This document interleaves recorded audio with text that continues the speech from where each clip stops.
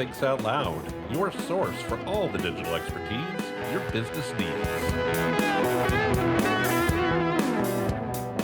Well, hello again, everybody, and welcome back to Thinks Out Loud, your source for all the digital expertise your business needs. My name is Tim Peter. This is episode 444 of The Big Show, and I think we've got a really cool episode for you today.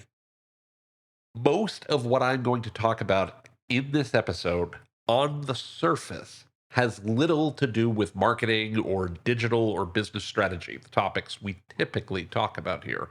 I don't have any big predictions for 2025 yet, or any major recap of 2024. Those are coming. And if you only care about those topics, you might want to skip to your other favorite podcast right now and then check our future episodes for that content. I'd recommend against that, though, because what's also true is that what I plan to talk about today has everything to do with marketing and digital and business strategy. I suspect it will be obvious why shortly, but I'll explicitly call out the reason at the end for you. The thing is, as we come up on the end of the year, I have a problem with the conventional wisdom that almost everybody spouts off about almost every holiday season. You'll hear people say that it's time to look back at the year you just experienced and what went well and what didn't go well and what did you learn from those experiences. They'll tell you to look ahead at what you hope to accomplish and your goals for the new year and what you're going to do more of and what you're going to do better. Many people will tell you to spend time with family and reconnect with old friends. People will say you really need to make the most of this time. You never know how much longer you'll have with grandma or grandpa or your parents or whomever. I hate this advice. Now, don't misunderstand. I don't want to challenge the conventional wisdom around what you do for the next 2 weeks. You should look back. You should look ahead to what you want to accomplish. And you absolutely should spend time with the people you love and reconnect with old friends and enjoy this time with your family. My problem isn't, why aren't you doing this during the holidays? My problem is, why aren't you doing this every single day and week and month throughout the year? Seriously. Yes, we should all use every opportunity to look back at what we learned. We should use every opportunity to look forward to what we hope to accomplish. And we all should spend more time with family and friends and the people we love. If I wanted to be funny, I would say, notice how I listed friends, family, and the people you love into 3 separate categories. In truth, though, if they're not the people you love, maybe the problem isn't that. It's that you maybe shouldn't categorize them as family or friends. Maybe the reason they're not the people you love is something you need to work on. And more on this in a bit. The reality, though, is don't spend too much time with toxic people. And if everyone you know is toxic, then I suspect they're not the problem. And I will have much more on that a little later, too. At any rate, when we're talking about how you use this time, I think you really need to set yourself up for success every week and every month all year long. And I mean success in a broader way than just what you do in your business. You may remember that I talked about a balance wheel or a wheel of life in last week's episode. I'm not going to recap the whole process for you, but the idea is that this provides you a great time and a great tool to take stock of where you are in every area of your life that matters to you. Work, sure, but also family and friends and your mental and physical and financial well-being. The great thing about an exercise like this is that you get to decide which of those areas are important to you. You also get to decide how satisfied you are in each of those areas.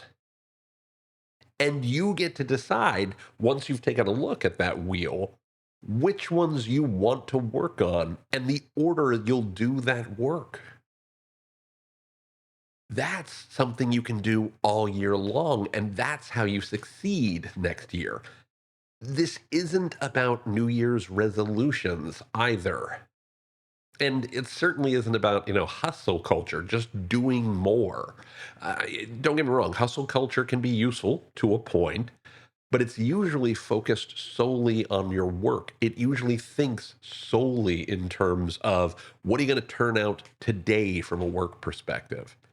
Success in work is obviously important. It's something I talk about on this show all the time. Work often is a huge contributor to the meaning in our lives.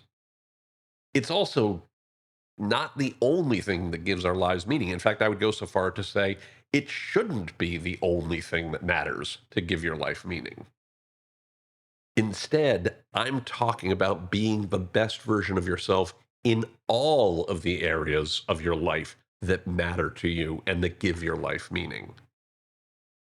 And there's a way that you can do this to drive improvement throughout your life all year long where New Year's resolutions fail. New Year's resolutions don't tend to work for two reasons, for at least two reasons. I mean, one of the big ones is that they often aren't necessarily seen as fun, but the two big reasons are one, that there's no consequence really if you break them. You might feel bad about it for a couple of days, but eventually it's just something that happened and you move on with life.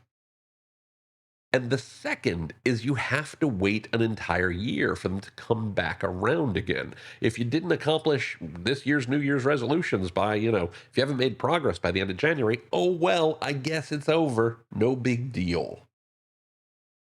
We're drawn to New Year's resolutions because the first day of the year is symbolically important.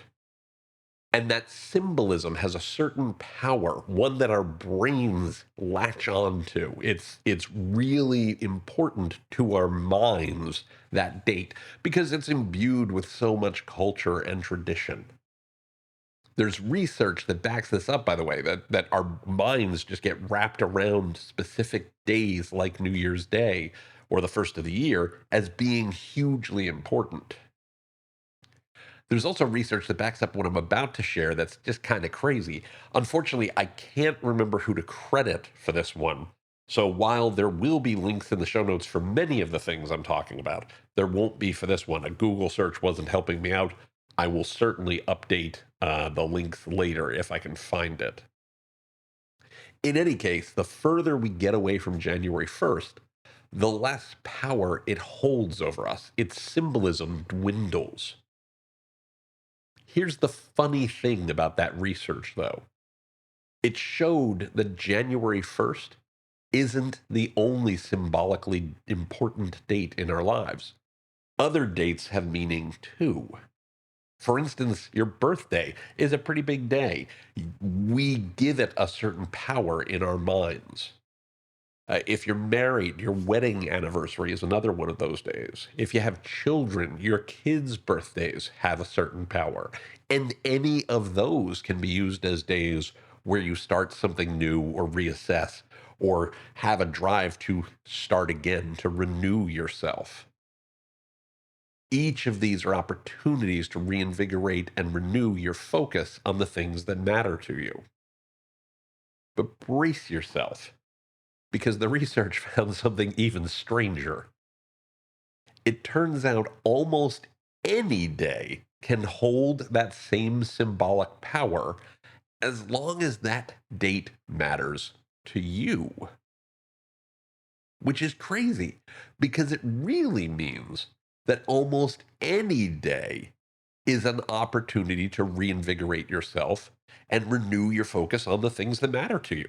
That's incredible when you think about it, because now we're not talking about New Year's resolutions. We're talking about where am I starting from today?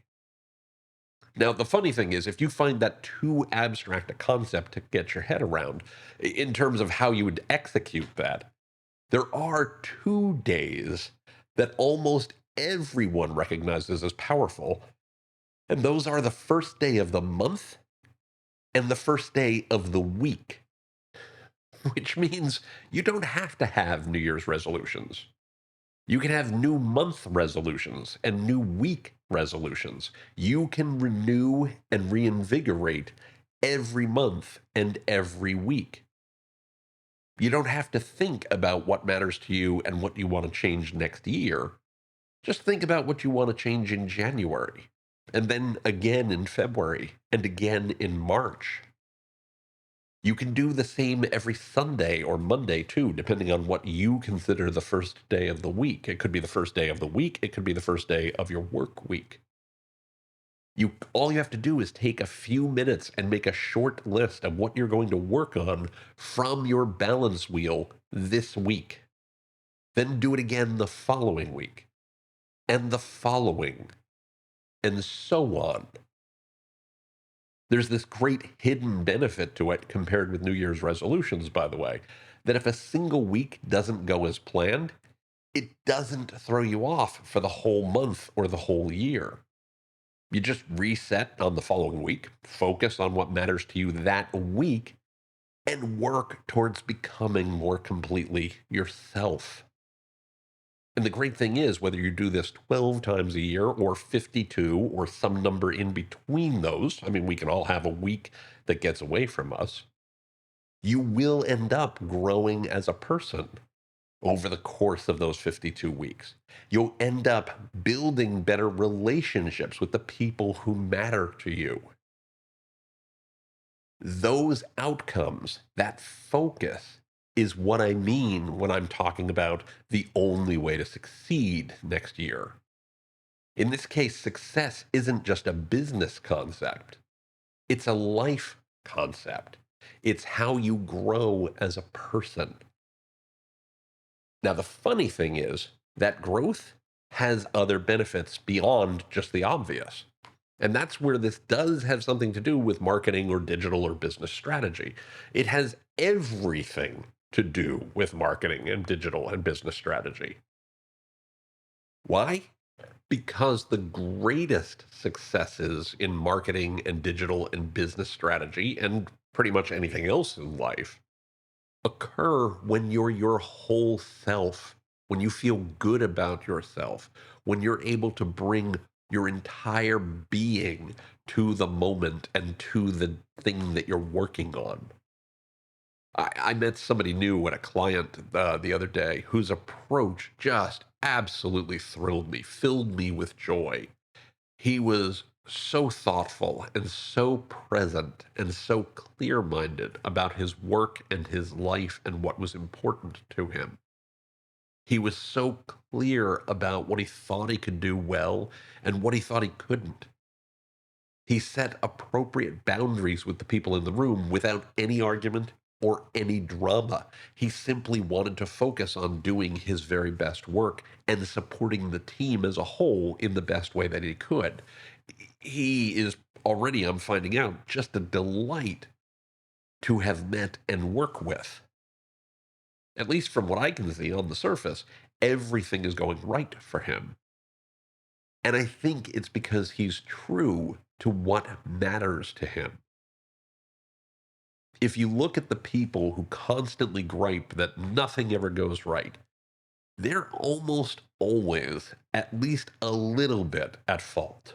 Now, hang with me for a second. Because this is the internet, let me say right away, of course there are exceptions. Unfortunately, far too many cases exist where people are discriminated against or find themselves in abusive situations or have serious health issues. On a personal level, I've lost multiple family members and dear friends to things like cancer. I know people who struggle with mental illnesses and other very real problems in their lives. Situations like that absolutely suck. There's no two ways about it. And I offer anybody going through anything like that nothing but peace and comfort and good fortune every day going forward, starting today. I'm not talking about those people. I'm talking about the people who you encounter from time to time. We all do, who really don't have any major issues in their lives in any real terms, and still find ways to bitch about everything in the world every day, right? In high school, by the way, one of my teachers, a priest as it happens, once told me the difference between bitching and complaining. Complaining is when you talk about your problems to someone who can do something about them, who can help you improve the situation. Bitching is when you talk about your problems to everybody else. And don't get me wrong, there's nothing wrong with bitching every now and again if it helps you move past something that's bugging you. I bitch to my wife regularly about whatever thing is going on, whether trivial or significant, that has drawn my attention on any given day or in any given week. We all do. That's normal. If you're doing it all the time, though, maybe the problem isn't with what's going on in the world. Maybe it's how you're reacting to it. So, with all of that out of the way, and speaking only about those who bitch about quote unquote everything, as well as those of you who simply want to find new ways to succeed, the simple fact is you can change your outcomes by changing your outlook. And I know that might sound trite, but it's true. The groundbreaking work around flow, that is the state of operating at peak performance, fully in the zone, identified by Mihaly Csikszentmihalyi, depends on three factors. And those three factors are you're working towards a single clear goal. That goal matters to you, it's meaningful in your life. And the work challenges you without overwhelming you. It causes you to push yourself. When you're working with flow, you feel energized across many areas of your life. You're happier as a person. You're more fully yourself. In other words, working towards your goals will make you feel better in pretty much all the other areas of your life. So even if you don't love where you are in your career, or maybe your company is struggling and you're not in a position at the moment to do a lot about it, but if you imagine you're spending time each week and each month learning from what you'd accomplished in the prior week or month, that would move you towards a meaningful goal of self improvement. Imagine if you were truly present for your family and friends and the people you love. That would move you towards the meaningful goal of building stronger and healthier relationships. Even when you can't find flow at work, you can find flow in the other areas of your life, which are areas that are going to continue to exist even as you change jobs and careers over the course of your working life. Working in this way on yourself helps you become a more fully realized version of yourself, which actually helps you become more focused and thoughtful at work, and quite possibly help you move forward as a digital marketer and strategist. And if not, you'll still be fulfilled outside of work. You know, that's really a great thing. It reminds me of a quote I love about strategy from the Lois McMaster Bujold book, The Vor Game, which you should totally check out. A character in the book says the key to strategy is not to choose a path to victory, but to choose so that all paths lead to victory. Now, in fairness, she follows that up by saying, ideally, acknowledging that it's not always easy to have all paths lead to victory every single time. Still, it's worth choosing as many as you can that help. So, if you're not necessarily having the best place at work right moment, working on yourself is something you can control. Working on your relationships is something you can control. And that goes the other way too. If you're doing well in work, It allows you to say, okay, maybe I can't control what's happening with my relationships or a specific relationship because the other person is not being everybody you would like them to be, but you can work on yourself and you can work on your work. So ultimately, it's working towards all paths helping you to succeed. If your success matters to you next year, though, you need to think beyond just business and just marketing and just digital. You need to think about the kind of person you want to be in every area of your life. You need to think about the kinds of relationships you want to have, the people you want to spend your time with outside of business as well as within it. And then do the work in those areas to improve your relationships with the people that matter to you. Make sure you focus as much as you can on the areas and people that give your life meaning. Working towards improving in those areas helps you find flow in your activities, which will help you feel more fulfilled overall. And finding greater fulfillment overall helps you persevere during the tougher times of your days and weeks and months that undoubtedly will happen. Remember that you don't have to think about New Year's resolutions or wait for January 1st to roll around to make changes. You get to reset your objectives and renew your focus every month and every week. So, the point I want to leave you with today is that your ability to be the person you want to be is entirely in your hands. And becoming the person you truly want to be is, in my book, the only real way to succeed next year and every year after that. I hope you have a wonderful holiday season. I hope you get to spend it with people you love and that everything next year goes really well for you. Just remember, a lot of that is within your hands, and I can't wait to see what you do with it. Now, looking at the clock on the wall, we are out of time for this week. Before I get into the rest of these credits, I do have a quick programming note for you. We'll be posting some of the best of Thinks Out Loud over the next couple of weeks during Christmas and the New Year's Day holidays. I really hope you'll enjoy those, and we'll be back with new episodes for you the week of January 6th. In the meantime, I want to remind you that you can find the show notes for this episode, as well as an archive of all past episodes, by going to timpeter.com/podcast. Again, that's timpeter.com/podcast. Just look for episode 444.